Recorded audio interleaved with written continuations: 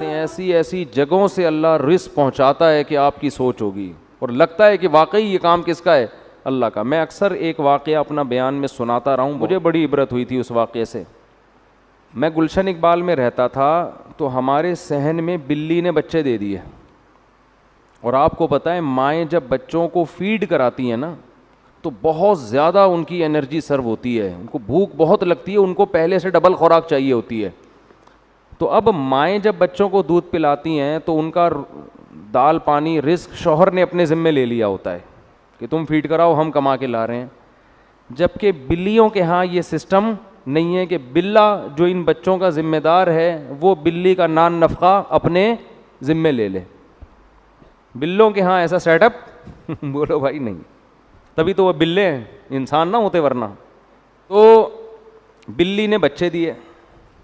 اب بلی جب بچے دیتی ہے تو اس کو بہت حفاظت کرنی پڑتی ہے اپنے بچوں کی. شروع میں تو بہت زیادہ, دائیں بائیں نہیں جا سکتی وہ. اب وہ رزق کی تلاش میں زیادہ دور نکلے گی تو اس کو ڈر ہوتا ہے میرے بچوں کو بلا نہ کھا جائے یا کوئی اور نہ پکڑ لے.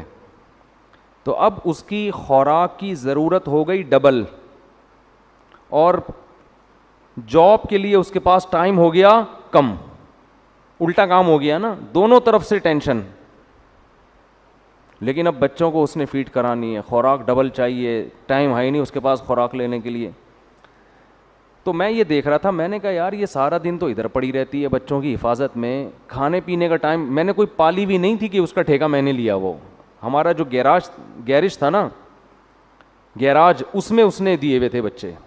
تو خیر میرے ذہن میں آیا ہم کھلا دیں گے, لیکن اس وقت تک ایسا کوئی سیٹ اپ تھا نہیں ذہن میں کہ بلی کو پال لو, تھوڑا ڈال دو, وہ تو پھر کمبل ہو جاتی ہے, وہ تو آپ کو پتہ ہے نا, بچوں سمیت بیٹھ جائے گی وہیں ٹھیا لگا کے.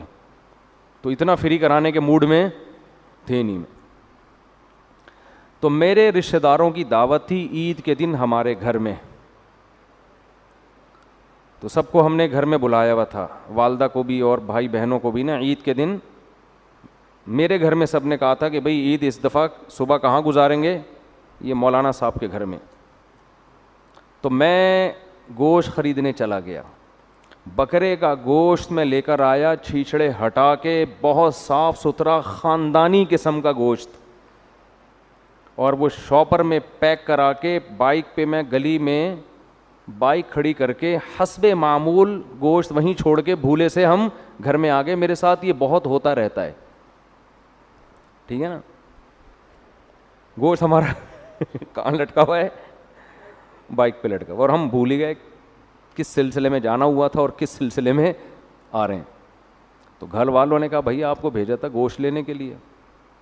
میں نے کہا او بھائی مجھے ابھی یاد آیا, او ہو میں جیسا ہی گیا ہوں اتنا ٹائم گزر چکا تھا کہ بلی خلال کر رہی تھی دانتوں میں بیٹھ کے.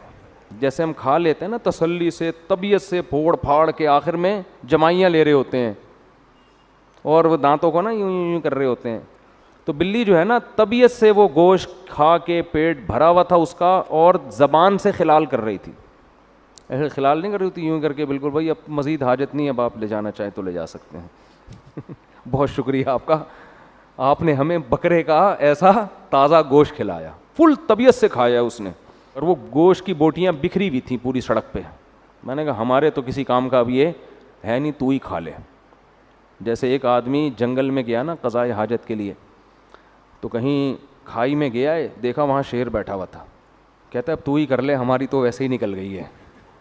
ٹھیک ہے, ہمیں اب کرنے کی ضرورت نہیں, اب تو ہی کر لے. ٹھیک. تو اس وقت مجھے اندازہ ہوا کہ بھائی وما من دابۃ الا علی اللہ رزقھا, جتنے زمین میں چوپائے جانور چل رہے ہیں نا, روزی کس کے ذمے ہے؟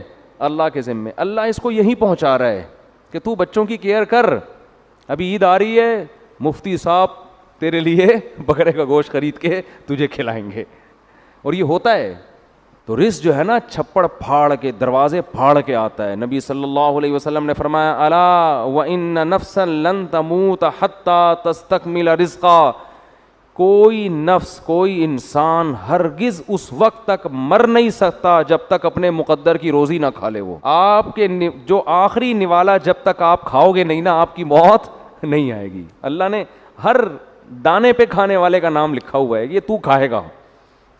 مقدر انسان کو کھینچ کے کہاں لے کے جاتا ہے؟